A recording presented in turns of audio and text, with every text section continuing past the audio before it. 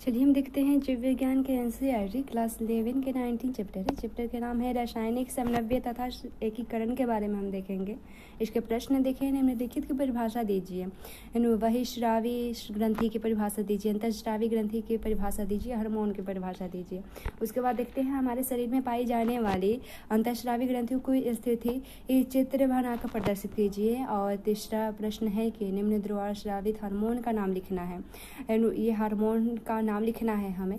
यह है हाइपोथैलेमस है, पीयूष ग्रंथि है, थायराइड है, पैराथायराइड है, अधिवृक्क ग्रंथि अग्नाशय है, वृषण है, अंडाशय है, थाइमस है, एट्रियम है, वृक्क है और जठर आंतरिक पथ है। उसके बाद चौथा प्रश्न है कि रिक्त स्थानों की पूर्ति करना। यहाँ हार्मोन के नाम दिया है गया है, इसके लक्ष्य ग्रंथि लिखना है। तो हार्मोन ये है हाइपोथैलेमिक हार्मोन है, थायरोट्रॉफिन है, उसके बाद कार्टिकोट्रॉफिन है, उसके बाद गोनेडोट्रॉफिन है, उसके बाद मेलानोट्रॉफिन है। उसके बाद पांचवा प्रश्न है कि निम्नलिखित हार्मोन के कार्यों के बारे में टिप्पणी लिखना है। पैराथायराइड हार्मोन के टिप्पणी लिखना है और उसके बाद थायराइड हार्मोन का टिप्पणी लिखना है, थाइमोसिन का लिखना है, एंड्रोजन, एस्ट्रेजोन, उसके बाद इंसुलिन एवं ग्लूकागोन का लिखना है। छठा है कि निम्न के उदाहरण देना है। हाइपर ग्लाइसीमिक हार्मोन एवं हाइपोग्लाइसीमिक हार्मोन का उदाहरण लिखना है। हाइपर कैल्सीमिक हार्मोन का लिखना है, गोनेडोट्रोफिन हार्मोन का लिखना है, प्रोजेस्टेशन हार्मोन का लिखना है, रक्त निम्नकारी हार्मोन का लिखना है, एंड्रोजन एवं एस्ट्रोजन का लिखना है। उसके बाद सातवां है कि निम्नलिखित विकार की हार्मोन की कमी के कारण लिखना है। ये किस चीज़ से होता है? डायबिटीज किस हार्मोन की कमी से होता है, इसका लिखना है। गाइटर के लिखना है। उसके बाद क्रिएटिनिज्म के लिखना है। आठवां है कि SNFSH की कार्यविधि का संक्षेप वर्णन लिखना है। ठीक, उसके बाद नौवां है कि निम्नलिखित के जोड़े यहाँ पर बनाना है। उसके बाद टॉपिक में आते हैं। इस टॉपिक में हम पढ़ेंगे अंतःस्रावी ग्रंथियों और हार्मोन के बारे में, मानव अंतःस्रावी तंत्र के बारे में, हृदय, वृक्क और जठर आंतरिक पथ हार्मोन के बारे में लिखना है। हार्मोन क्रिया पढ़ना है। उसके बाद हार्मोन क्रियाओं की क्रियाविधि के बारे में पढ़ना है। तो हम अध्ययन कर चुके हैं कि तंत्रिका तंत्र विभिन्न अंगों के बीच एक बिंदु दर बिंदु द्रुत समन्वय का कार्य करता है। तंत्रिकीय समन्वय काफी तेज लेकिन अल्प अवधि का होता है। तंत्रिकीय तंतु द्वारा शरीर की सभी कोशिकाओं का तंत्रिकायन नहीं होने के कारण कोशिकीय क्रियाओं के लिए तथा निरंतर नियमन के लिए एक विशेष प्रकार के समन्वय की आवश्यकता होती है। यह कार्य हार्मोन द्वारा संपादित होता है। तंत्रिका तंत्र और अंतःस्रावी तंत्र मिलकर शरीर क्रिया विधि कार्यों का समन्वय और नियंत्रण करते हैं। अंतःस्रावी ग्रंथियों और हार्मोन देखें। अंतःस्रावी ग्रंथियों में नलिकाएं नहीं होते, अंतः वे नलिका विहीन ग्रंथियां कहलाते हैं। इनके स्राव हार्मोन कहलाते हैं। हार्मोन की चिरसम्मत परिभाषा के अनुसार हार्मोन अंतःस्रावी ग्रंथियों द्वारा अस्रावित रक्त में मुक्त किए जाने वाले रसायन है जो दूरस्थ लक्षण अंग तक पहुंचाते हैं, परंतु इस परिभाषा को अब रूपांतरित किया गया है जिसके अनुसार हार्मोन सूक्ष्म मात्रा में उत्पन्न होने वाली अपोषक रसायन है जो अंतरकोशिकीय संदेहवाहक के रूप में कार्य करते हैं। इस नई परिभाषा के अंतर्गत संयोजित अंतःस्रावी ग्रंथियों में स्रावित हार्मोन के अतिरिक्त कई नए अणु भी सम्मिलित हो गए हैं। केशुरुकीय में कम हार्मोन के साथ एक सरल अंतःस्रावी तंत्र होता है, जबकि केशुरुकियों में कई रसायन हार्मोन की तरह कार्य कर उनमें समन्वय स्थापित करते हैं। यहाँ मानव अंतःस्रावी तंत्र का वर्णन किया गया है। मानव अंतःस्रावी तंत्र के देखें, अंतःस्रावी ग्रंथियों और शरीर के विभिन्न भागों में स्थित हार्मोन स्रावित करने वाली ऊतक या कोशिका मिलकर अंतःस्रावी तंत्र का निर्माण करते हैं।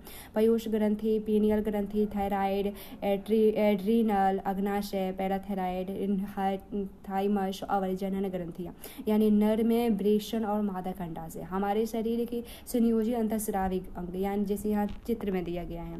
और इनके अतिरिक्त कुछ अन्य अंग जैसे कि जठर आंतरिक मार्ग, यकृत है, वृक्क है, हृदय आदि भी हार्मोन का उत्पादन करते हैं। मानव शरीर के सभी प्रमुख अंतःस्रावी ग्रंथियों तथा हाइपोथैलेमस की संरचना और उनके कार्य का संक्षिप्त विवरण अगले भाग में किया गया है। उसके बाद देखें हाइपोथैलेमस के बारे में देखें। जैसा कि कि आप जानते हैं हाइपोथैलेमस डाइनेफिलियन यानी अग्र मस्तिष्क पश्च का आधार भाग है और यह शरीर के विविध प्रकार के कार्यों का नियंत्रण करता है, जिसमें हार्मोन का उत्पादन करने वाली कई तंत्रिका स्रावी कोशिकाएं होती है जिन्हें न्यूक्ली कहते हैं और ये हार्मोन पीयूष ग्रंथि से स्रावित होने वाले हार्मोन के संश्लेषण और स्राव का नियंत्रण करते हैं। हाइपोथैलेमस में स्रावित होने वाले हार्मोन के दो प्रकार होते हैं और जो है मोचक हार्मोन है जो पीयूष ग्रंथि से हार्मोन के स्राव को प्रेरित करते हैं और दूसरा है निरोध हार्मोन जो पीयूष ग्रंथि से हार्मोन को रोकते हैं। उदाहरण के लिए हाइपोथैलेमस से निकलने वाले गोनेडोट्रोफिन मुक्तकारी हार्मोन के स्राव पीयूष ग्रंथि में गोनेडोट्रोफिन हार्मोन के संश्लेषण एवं स्राव को प्रेरित करते हैं। वहीं दूसरी ओर हाइपोथैलेमस से ही स्रावित सोमैटोस्टेटिन हार्मोन पीयूष ग्रंथि से वृद्धि हार्मोन के स्राव का रोधक है। ये हार्मोन हाइपोथैलेमस की तंत्रिका कोशिका से प्रारंभ होकर अंतरिक्ष होते हुए तंत्रिका सिरों पर मुक्त कर दिए जाते हैं। ये हार्मोन निवाहिका परिवहन तंत्र द्वारा पीयूष ग्रंथि तक पहुंचाए जाते हैं और अग्र पीयूष ग्रंथि के कार्यों का नियमन करते हैं। पश्चिम पीयूष ग्रंथि का तंत्रिकीय नियमन सीधे हाइपोथैलेमस के अधीन होते हैं। यहाँ चित्र में दिया गया है इसके बारे में। और उसके बाद देखें पीयूष ग्रंथि के बारे में। पीयूष ग्रंथि एक नुसेला टर्सिका नामक अस्थिर गुहा में स्थित होती है और एक वृक्क के द्वारा हाइपोथैलेमस से जुड़ी होती है। चित्र में भी यहाँ इसके बारे में दिया गया है 90.2 में। और आंतरिकीय के अनुसार पीयूष ग्रंथि एडिनोहाइपोफाइसिस और न्यूरोहाइपोफाइसिस नामक दो भागों में विभाजित होती है। एडिनोहाइपोफाइसिस दो भागों का बना होता है, पार्स डिस्टेलिस और पार्स इंटरमीडिया। पार्स डिस्टेलिस को साधारणतया अग्र पीयूष ग्रंथि कहते हैं, जिसमें वृद्धि हार्मोन या सोमेटोट्रोफिन GH, प्रोलैक्टिन यानी PRL या मेमोट्रोफिन, थायराइड प्रेरक हार्मोन यानी TSH, एड्रीनोकार्टिकोट्रोफिन हार्मोन यानी ACTH या कार्टिकोट्रोफिन, लयूनिनाइजेन हार्मोन यानी LH और पूटिका प्रेरक हार्मोन का स्राव करता है। पार्श इंटरमीडिया एकमात्र हार्मोन लेनोसाइट प्रेरक हार्मोन यानी MSH या मेलेनोट्रोफिन का स्राव करता है। यद्यपि मानव में पार्श इंटरमीडिया यानी मध्य पिंड पार्श डिस्टलेस यानी दूरस्थ पिंड में लगभग जुड़ा होता है।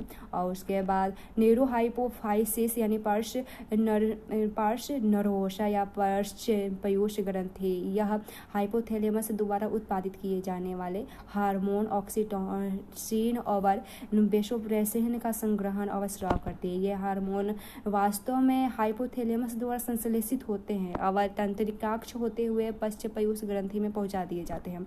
वृद्धिकारी हार्मोन यानी GH के अतिस्रावन में शरीर की असामान्य वृद्धि होती है, जिससे जाइगेटिज्म यानी अतिकायकता कहते हैं और इसके अल्प स्राव से वृद्धि अवरुद्ध हो जाते हैं, जिससे प्यूटरीट डवार्फिज्म यानी बौनापन या वामनता कहते हैं। वयस्कों में विशेष रूप से मध्य आयु वर्ग के लोगों में वृद्धिकारी हार्मोन का अतिस्राव से अत्यधिक विकृति यानी विशेष चेहरे की हो जाती है, जिसे अतिकायता यानी एक्रोगेली कहते हैं और इससे गंभीर जटिलताएं उत्पन्न हो सकती है तथा यदि नियंत्रण न किया जाए तो समय से पूर्व ही मृत्यु हो सकती है और जीवन के प्रारंभिक काल में रोग की पहचान करना बहुत कठिन है तथा अधिकतर मामलों में अनेक वर्षों तक रोग का पता ही नहीं चलता है जब तक कि बाह्य अभिलक्षण दिखाई न देने लगे।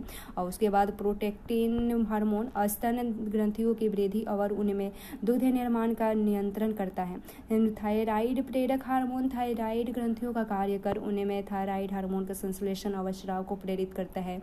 एड्रीनोकार्टिकोट्रोफिक हार्मोन यानी ACTH एड्रेनल बलकोट पर कार्य करता है और इससे ग्लूकोकार्टिकाइड्स नामक स्टेरॉइड हार्मोन का संश्लेषण और स्रावन के लिए प्रेरित करता है।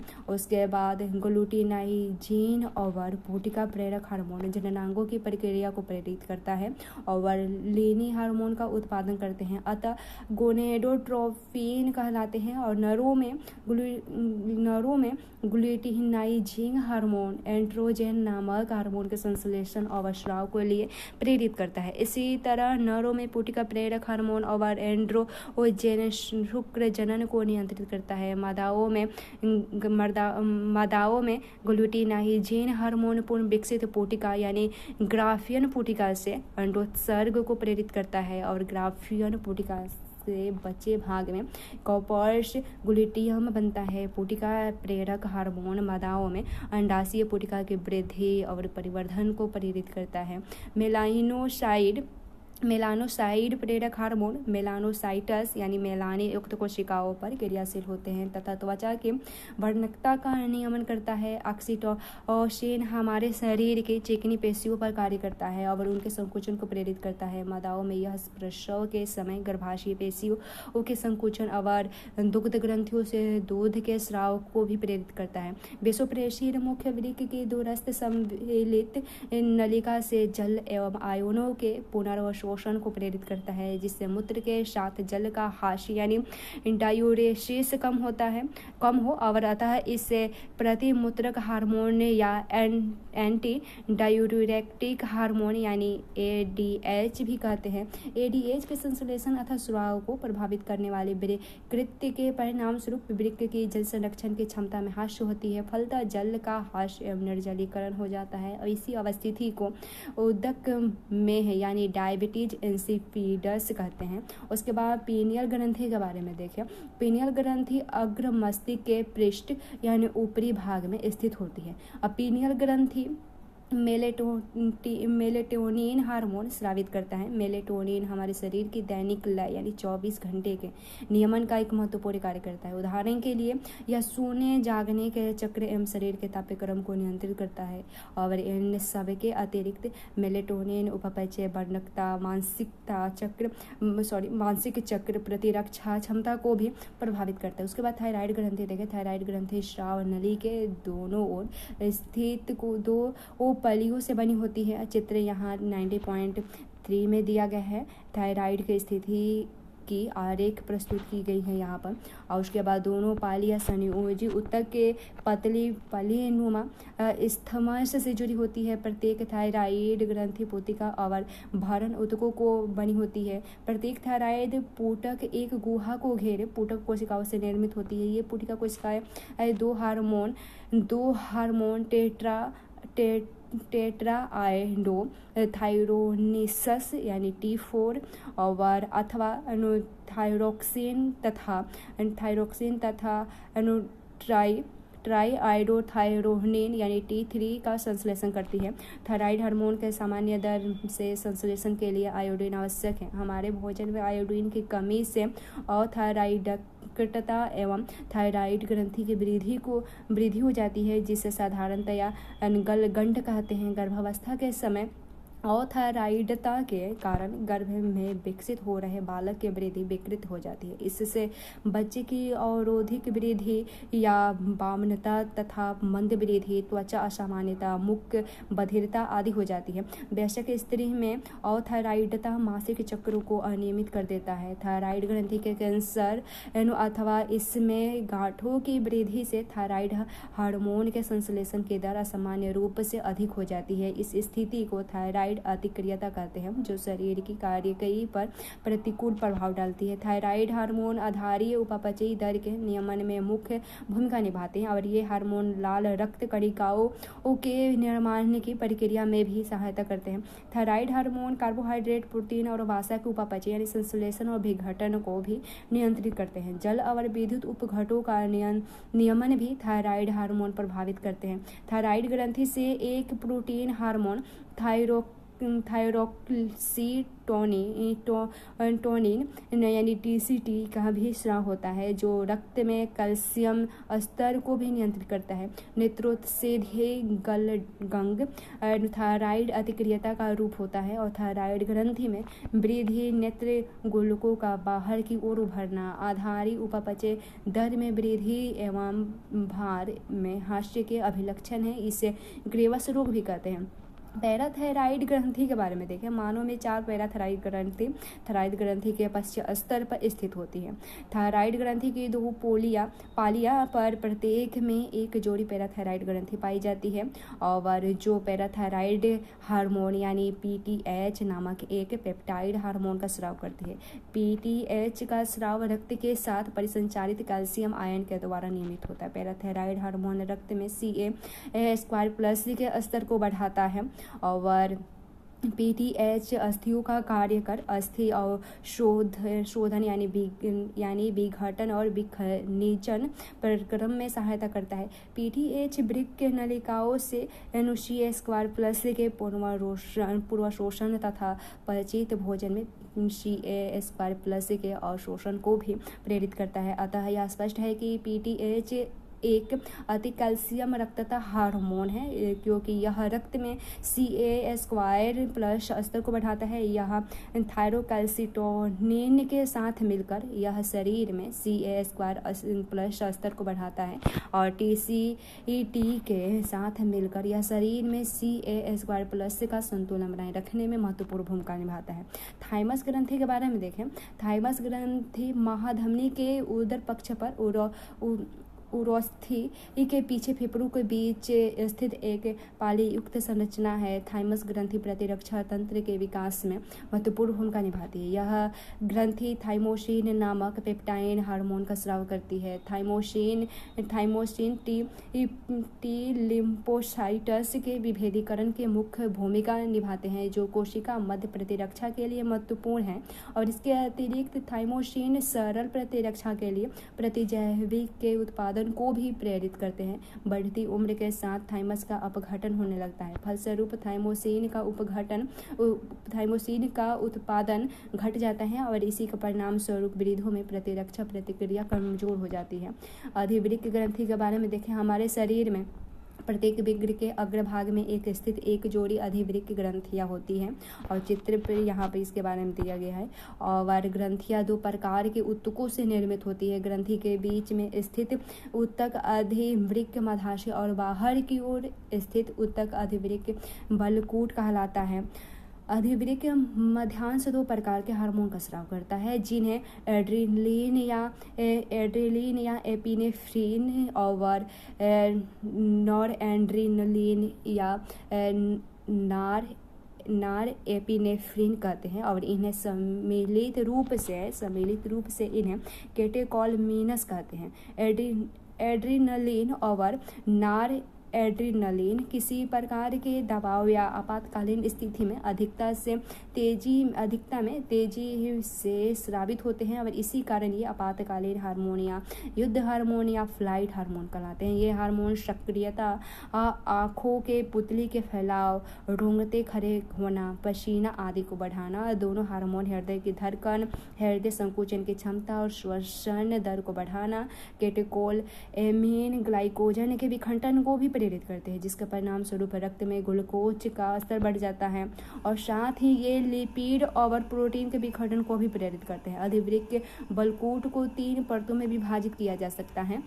यह है जोन एटिक्यूलेरिस है यानी आंतरिक परत, और जोना फेसिक्यूलेटा है यानी मध्य परत, और तीसरा है जोना ग्लोमेरुलोस यानी बाहरी परत। अधिवृक्क बलकूट कई हार्मोन का स्राव करता है, जिन्हें सम्मिलित रूप से कॉर्टिकोस्टेरॉइड हार्मोन या कॉर्टिकाइड कहते हैं, जो कॉर्टिकोस्टेरॉइड कार्बोहाइड्रेट के उपपचन में संलग्न करते हैं, ग्लूकोकार्टिकाइड कहलाते हैं। और हमारे शरीर में कार्टिसोल मुख्य ग्लूकोकार्टिकाइड हैं और जल और विद्युत अपघटनों का संतुलन करने वाले कॉर्टिकोस्टेरॉइड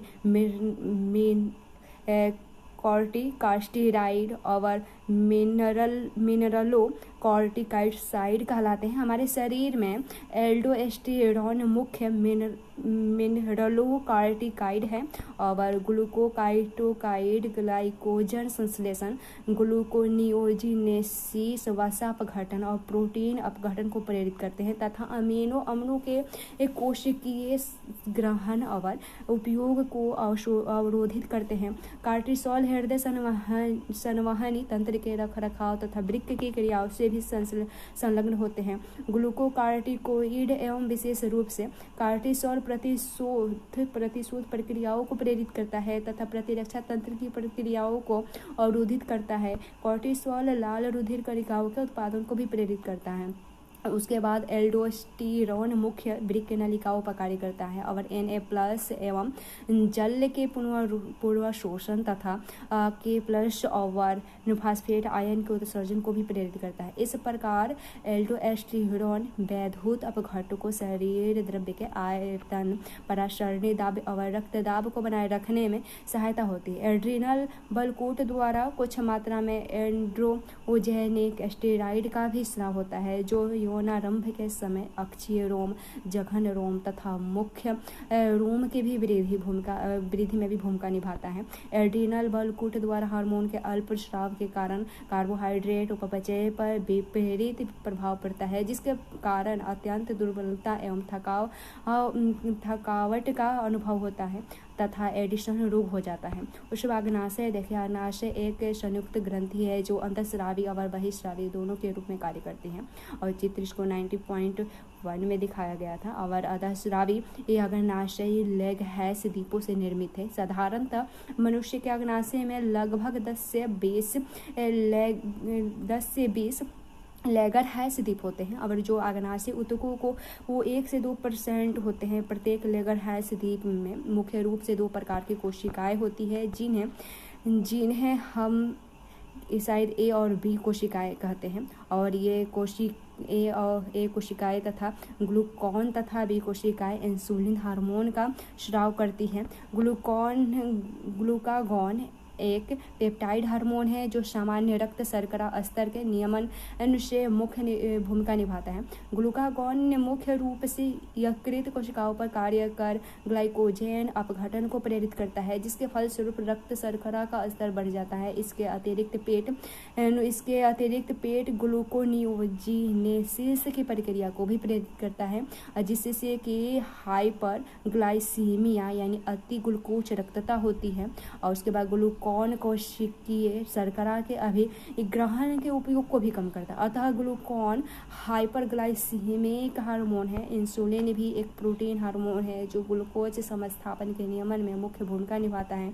इंसुलिन मुख्यतः हिपेटोसाइड और एपिटोसाइड पर कार्य करता है और कोशिकीय ग्लूकोज अभिभरण और उपयोग को बढ़ाता है। इसके फलस्वरूप ग्लूकोज तीव्रता से रक्त हिपेटोसाइड और एडिपोसाइड में जाता है तथा रक्त शर्करा का स्तर कम हो जाता है। इंसुलिन लक्ष्य कोशिकाओं में ग्लूकोज से ग्लाइकोजन बनने की प्रक्रिया के भी प्रेरित करता है। रक्त में ग्लूकोज समस्थापन का नियमन सम्मिलित रूप से 2 हार्मोन इंसुलिन और ग्लूकागॉन होता है और लंबी अवधि तक हाइपरग्लाइसीमिया यानी अति ग्लूकोज रक्तता होने पर डायबिटीज मेलिटस बीमारी हो जाती है यानी मधुमेह की रोग हो जाता है और मूत्र के साथ शर्करा का हास्य और हानिकारक पदार्थों जैसे कीटोन बॉडीज के निर्माण से जुड़ी हुई है। और मधुमेह के मरीजों का इंसुलिन द्वारा सफलतापूर्वक उपचार किया जा सकता है। वृषण देखें, नर में उदर गुहा यानी पेड़ू के बाहर वृषण कोश में एक जोड़ी वृषण स्थिर होती है और वृषण प्राथमिक लैंगिक अंग के साथ ही अंतःस्रावित ग्रंथि के रूप में भी कार्य करता है। वृषण शुक्रजनक नलिका और भरण नर अंतराली ऊतकन बना होता है और लैंडिक कोशिकाएं तथा लैंडिक कोशिकाएं या अंतराली कोशिकाएं अंतरनलिकीय स्थानों में उपस्थित होती है और एंड्रोजेन नर या हार्मोन तथा एस्ट्रोस्टेरोन प्रमुख हार्मोन का स्राव करती है। एंड्रोजेन नर में सहायक जनन अंगों जैसे कि एपिडिडाइमस, शुक्रवाहिका, सेमिनल, वेसिकल, प्रोस्टेट ग्रंथि, यूरेथ्रा आदि के परिवर्धन, परिपक्वन और प्रक्रियाओं का नियमन करते हैं। ये हार्मोन पेशी वृद्धि, मुख्य और अक्षीय रोम की वृद्धि, क्रोधात्मक निम्न स्वरमान या आवाज इत्यादि को उत्तेजित करते हैं। एंड्रोजन शुक्राणु निर्माण की प्रक्रिया में प्रेरक भूमिका निभाते हैं। एंड्रोजन केंद्रीय तंत्रिका तंत्र पर कार्य कर नर लैंगिक व्यवहार यानी लिबिडो को प्रभावित करते हैं। ये हार्मोन प्रोटीन और कार्बोहाइड्रेट उपचय पर अचयी प्रभाव डालते हैं। अंडाशय देखें तो मादाओं के उदर में अंडाशय का एक युग्म यानी जोड़ा होता है और अंडाशय एक प्राथमिक मादा लैंगिक अंग है जो प्रत्येक मासिक चक्र में एक अंडे को उत्पादित करते हैं। और इसके अतिरिक्त अंडाशय दो प्रकार के एस्टेरॉइड हार्मोन समूह का भी उत्पादन करते हैं जिन्हें एस्ट्रोजेन और प्रोस्टेरोन कहते हैं। अंडाशय अंडकोटक और भरण ऊतक का बना होता है। एस्ट्रोजेन का संश्लेषण एवं स्राव प्रमुख रूप से परिवर्धन हो रहे हैं और अंडाशय पुटकों द्वारा होता है। एंडोत्सर्ग के पश्चात विखंडित पुटिका कॉपर सल्यूटियम में बदल जाता है जो मुख्यतया प्रोस्टेरोन हार्मोन का स्राव करता है। एस्ट्रोजेन स्त्रियों में द्वितीय लैंगिक अंगों की वृद्धि तथा क्रियाओं का प्रेरण, अंडाशय पुटिकाओं का परिवर्धन, द्वितीय लैंगिक अंगों का प्रकटन यानी जैसे कि उच्च आवाज की स्वरमान, अस्तर ग्रंथियों का परिवर्धन इत्यादि अनेक क्रियाएं करते हैं। एस्ट्रोजेन स्त्रियों के लैंगिक व्यवहार का नियमन भी है और प्रोस्टेरोन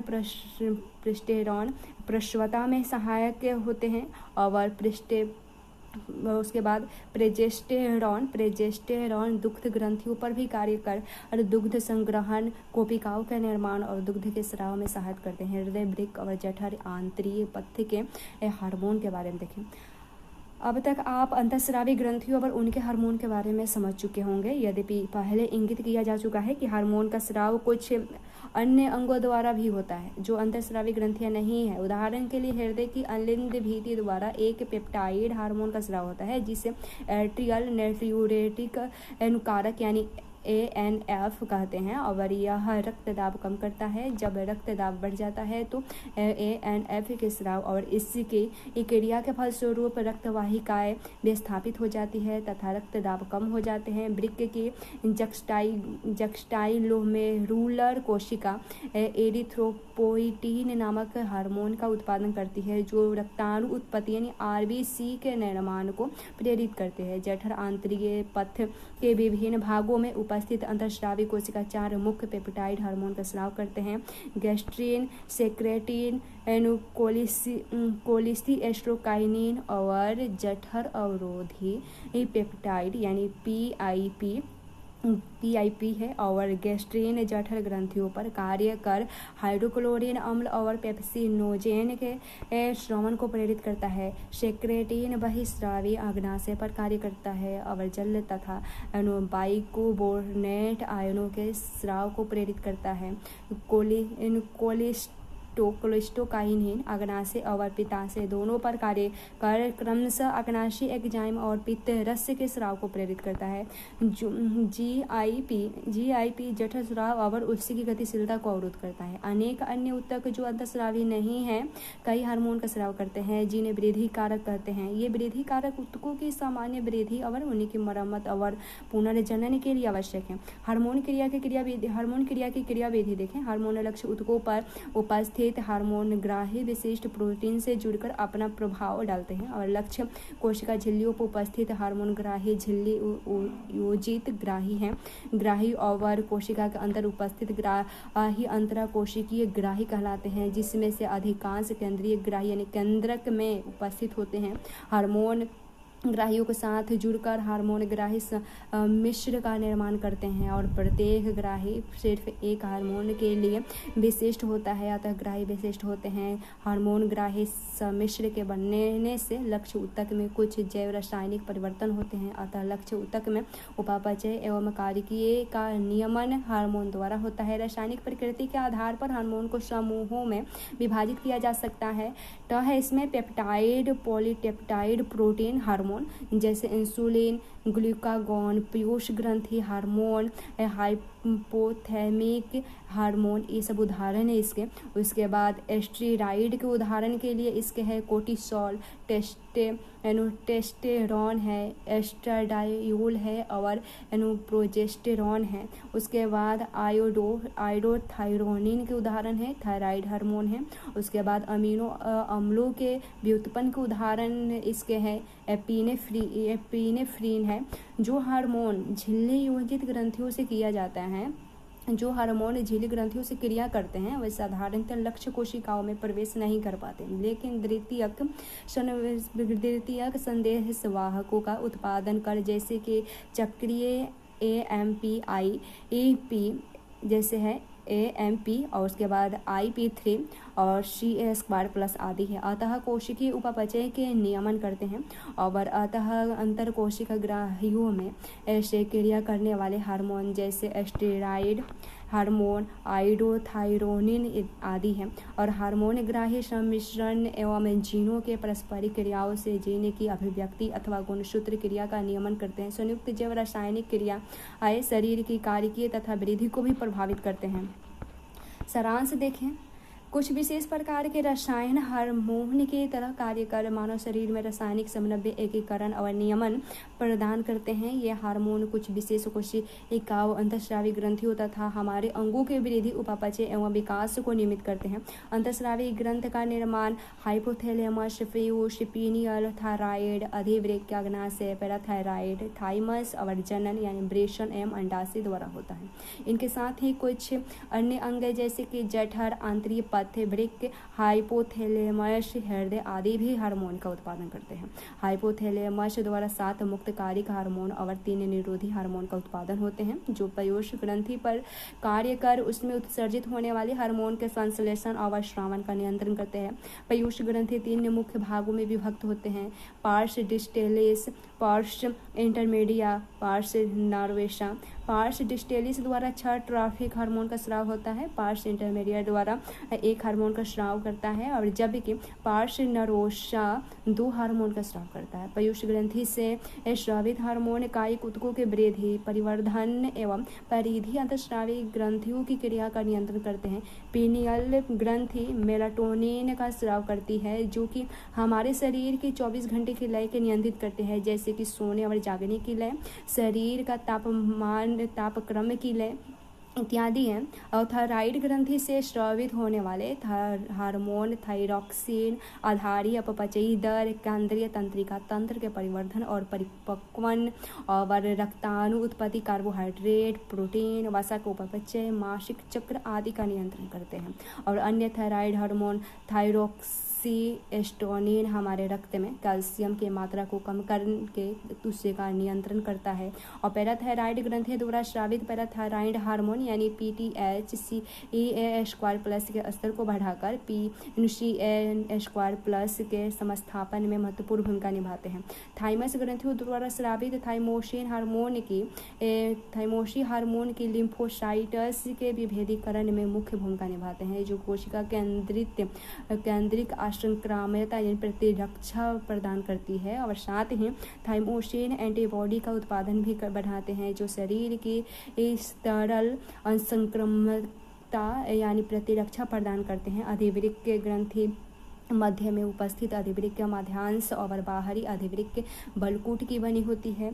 अधिवृक्क मध्यांश नॉर एपिनेफ्री हार्मोन का स्राव करता है और ये हार्मोन सतर्कता, पुतलियों का फैलाना, रोंगटे खड़े करना, पसीना आना, हृदय की धड़कना, हृदय संकुचन की क्षमता, श्वसन की दर, ग्लाइकोजेन अपघटन, वाष्पापघटन को बढ़ाते हैं। अधिवृक्क बलकूट ग्लाइकोकार्टिसाइड यानी कार्टिसोन और और मिनरेलोकार्टिकाइसाइड यानी एल्डोस्टेरॉन का स्राव करता है। और ग्लूकोकार्टिकसाइड ग्लाइकोजन संश्लेषण, ग्लाइकोनियोजिनेसिस, वसा अपघटन, प्रोटीन अपघटन, रक्ताणु उत्पत्ति, रक्तदाब